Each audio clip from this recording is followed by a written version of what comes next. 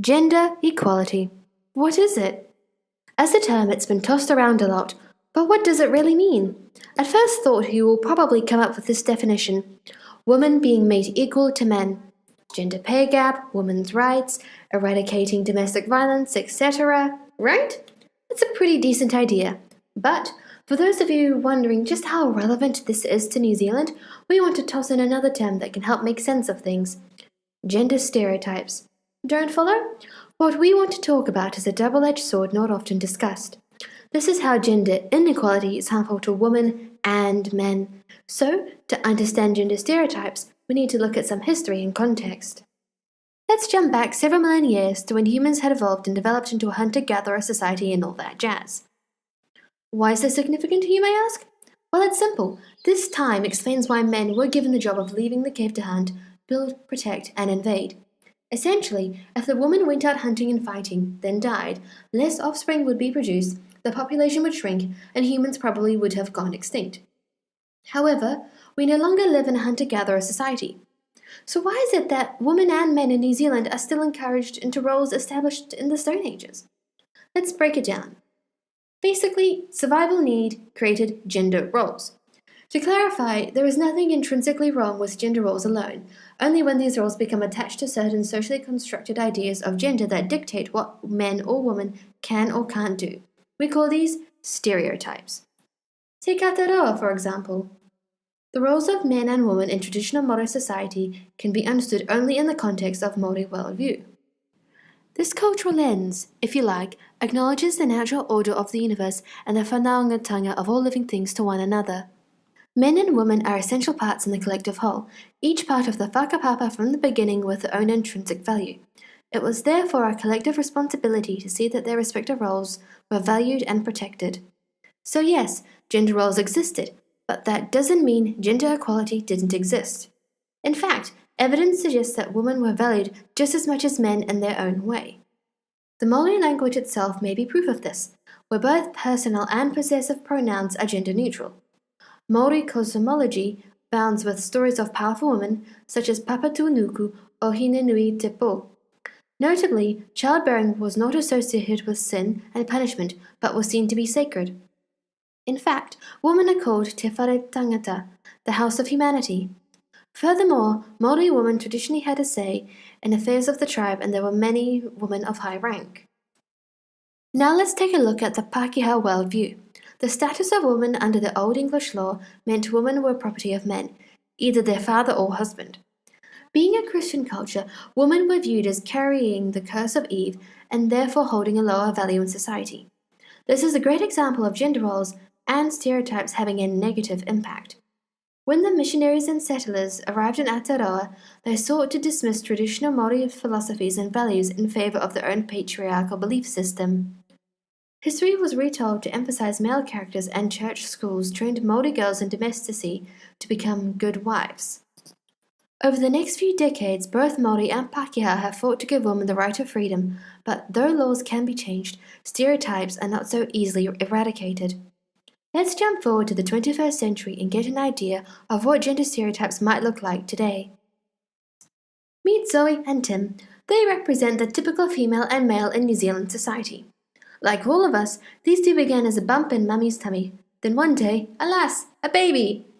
It's a girl! It's a boy! Pink? Blue? Here, Zoe and Tim are already pitted against each other in separate corners. Tim's dad is delighted with his son, but his mum is disappointed she doesn't have a daughter to paint nails with and watch chick flicks together. And Zoe's dad has always wanted a boy. He could teach him to play soccer and watch rugby together. But why can't Zoe do the same? Instead, Zoe sits in a room and plays with her dolls and Barbies. Tim's outside in the sandpit with his toy truck and dinosaur. This is where the media has a huge role. It markets toys for girls and boys separately, and by this age, children begin to understand societal expectations of what they are meant to play with, where, and even how they should behave. As they say, boys will be boys, and girls, well, they're girly girls. Zoe knows that she's the weaker gender, like the princesses in fairy tales who need to be saved by a prince. Tim knows he was born to be a hero. He needs to be tough and adventurous. Can you see the danger here? What appears as the harmless thoughts of children can later develop into some very serious misconceptions. Let's fast forward a few years. Zoe and Tim are teenagers. Summer Hill High School has a uniform. Zoe has to wear a blouse and skirt, and Tim has to wear a shirt, tie, and pants. Zoe's legs get cold in winter, and the skirt is restricting, but she needs to learn how to be ladylike, so she won't question it. Both Zoe and Tim have known what clothes are appropriate for the gender since they were young. Dresses or pants, long hair or short hair, symbols on the toilet doors show them. These two... Hey, what about me? Of course, we can't forget. Meet Alex. Hi there, I'm Alex. It's all good talking about the stereotypes for men and women, but we can't forget those that are between and beyond, the LGBTQIA+ community. In traditional Samoan society, where tolerance of all individuals is of high importance, children are not pushed to conform to particular gender roles as they are here. Rather, a third gender exists, fa'a fafine, males with effeminate qualities. Unfortunately, gender categorization in Western society is not nearly as inclusive, and people like me still don't seem to fit in. My question is, why should I, or anyone for that matter, have to limit myself to a certain set of mannerisms, clothes, or sexuality just because society has decided that living outside the box is strange or unacceptable? Okay, now that you know, you may continue. Thanks, Alex. Now, at high school, there is a clear divide. Boys sit with boys, girls sit with girls, boys play tackle on the field, girls gossip in the corridors, boys play rugby, girls play netball, boys take carpentry, girls take fashion. What if Zoe or Tim wanted to cross the divide and break the norm? She would be labelled a tomboy, and he would receive the worst insult of all, being called a girl. Ideas of femininity and masculinity have been established in almost every area of life by now, dictating the types of fashion, activities, and behaviours associated with each gender. We call this gender culture. As a teenager, Tim learned some very important life tips. Girls are good for one thing, sex. The best type of a man is a ladies' man. His favourite films and programs tell him this. His video games show him this. He also learns he needs to be a leader. He needs to be tough and confident, a real man. As a teenager, Zoe also learns some life tips. Media tells her that she's little value past her physical appearance and childbearing properties. Society tells her that she needs to look a certain way, that to have worth is to be desired by men. The world is the ultimate teacher. It teaches men that attracting women enhances masculinity, and it teaches women their worth in society. And suddenly, it's graduation day, and they're thrown into the scary world of adulthood. Now Tim has decided to roll in university and pursue his ambitions of becoming an engineer. This new life is great! New friends, new experiences, and a newfound independence. But as workload amounts, so does the pressure. Tim finds he's falling behind, not just in his classes, but in most aspects of life. Something inside of him starts to drag him down. Endless nights, constant exhaustion, anxiety, and even normal interactions become challenging and stressful. He desperately wants to tell someone how he feels, but he just can't. And why is this? Why does Tim feel that he has to bottle his feelings, his issues? Maybe it's because he grew up hearing the phrases, "Boys don't cry," "Grow up here," or "Man up, you're fine." In our society, we have developed a strange concept. Emotions and vulnerability equals feminine and therefore weak. The negative attitude men have towards emotional communication is a deeply serious issue in New Zealand, where male suicide outnumbers women 3 to 1. Attitudes of being manly or a Kiwi bloke are harmful. Remember the Mitre 10 advert about 2 types of people? This is where we need to recognize the double-edged sword. Women are cast as weak and in need of help, whereas men are supposed to be strong and not need help at all. Meanwhile, Zoe has started a job as an air hostess, hoping to fund her dream of becoming a pilot, despite the discouragement of those reminding her it's a man's job. Work is challenging, with the gender pay gap as well as attitudes towards her and her female co-workers. Zoe finds her suggestions and complaints aren't taken as seriously as those of her male co-workers, and when she asserts herself, she is seen as bossy, while male employees who show the same sort of initiative are praised. Then there's the uniform, skin-tight skirts and high heels, with no alternative options, impractical and uncomfortable. Speaking of travel, recently Flight Centre's Auckland office commissioned 2 murals of what their model employees should look like. Spot the difference? The poster describes a sexualized, unreliable female employee. Meanwhile, men are portrayed as using smarts and customer service to take responsibility. This culture at the firm has led to a sexual harassment issue, just one example of harmful stereotyping and objectifying that is happening today, despite our progressive society. Now, with childhood far behind, our two protagonists look to the future with new questions. Zoe wonders whether she will ever achieve her career goals. Will her partner expect her to quit her job to assume the role of a happy housewife? Does she even want children? Tim wonders whether he will be able to support and provide for his future family. Can he ever afford a house, or can he stay a strong father and husband when things get tough?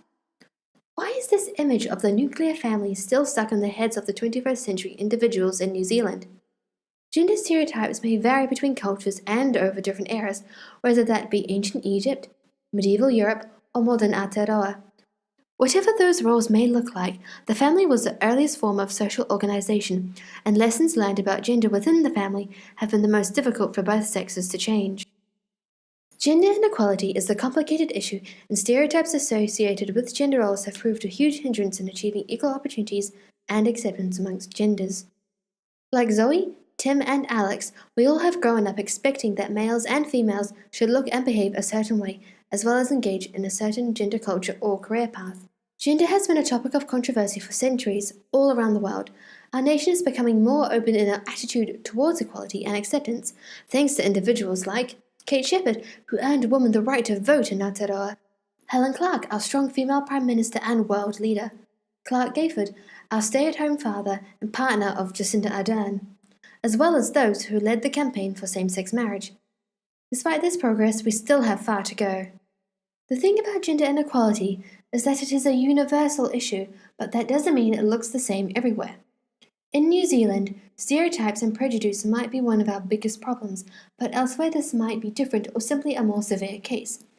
For example, in China, where sons are strongly desired, girls are expected to marry by their late 20s, and LGBTQIA relationships are banned from TV. So, if gender inequality looks different, what does gender equality look like? We think it's all about equal opportunities to have a voice, experience well-being, have autonomy in life choices, and be allowed the freedom to follow goals and aspirations. However, while these goals are universal, they may present themselves in various ways across cultures, be that ethnic, religious, or political. Let's look at a quick analogy to explain these different worldviews. When the first Maori arrived in Aotearoa on their waka, they used a Polynesian wayfaring navigation system based on their oral knowledge of voyaging, whereas European settlers used a gridded map of the world, perhaps reflecting the Western perspective of divide and colonize. Despite these different knowledge systems and ways of navigation, both people reach the same destination. Similarly, we each have a destination in life, and we all want our waka to have a decent opportunity of getting there.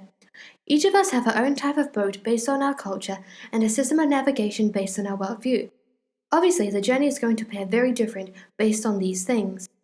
There are also obstacles on our route. For New Zealand, these might be stereotypes, for instance. But for a place such as China, where progress is difficult because girls aren't valued, these waves might be much bigger. Even in a place such as Sweden, where gender neutrality is acceptable and equality is highest of all, there is still progress to be made. As well as this, our destination or goals are all very different, depending on what gender equality looks like in our culture.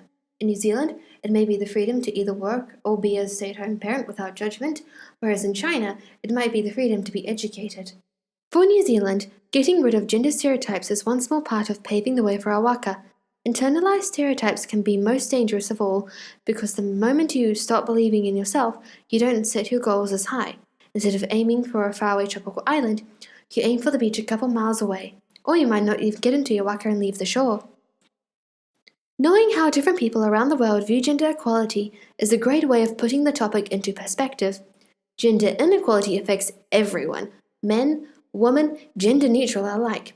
No matter what sex or culture, we believe that everybody should have the autonomy and opportunities to live the way we want as individuals.